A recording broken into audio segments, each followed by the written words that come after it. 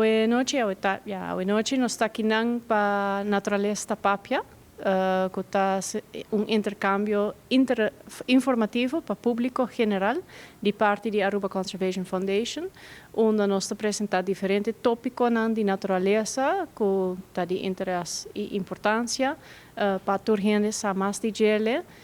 Não somente a boniteza da natureza, mas também com turgente para ajudar e contribuir na sua conservação. Isso toca o tema de yerba de lama.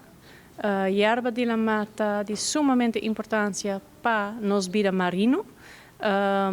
Nos aí põe enfoque acaba riba nos mangal riba nos coral e aí nos tem para a yerba de lama que é de 3 partes, de lo qual nos chama o poder de 3. Conjuntamente não está sostener a biodiversidade de nos lama e door die essay nos não polaga a yerba de lama fo aí nós também papia de essay e já website trobe na San Nicolás também nos lo repeti. A yerba de lama está super importante não somente para sostener toda a biodiversidade marino, mas também ajuda a estabilizar o fundo de lama, então assim aguanta-nos lama mais limpo e também estabilizar contra a erosão, então aguanta-nos beach, nos praias mais intacto.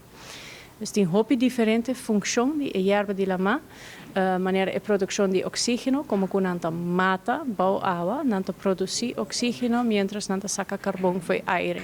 Então assim nanta ajuda-nos na uma diferente maneira e nanta sostener a biodiversidade marino.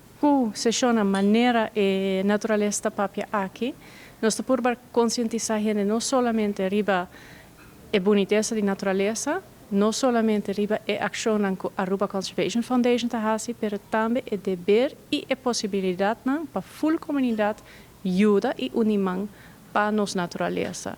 Então, nós escuta a palavra de natureza para nós ter mais interesse e mais estimação pela natureza e ajuda a natureza também.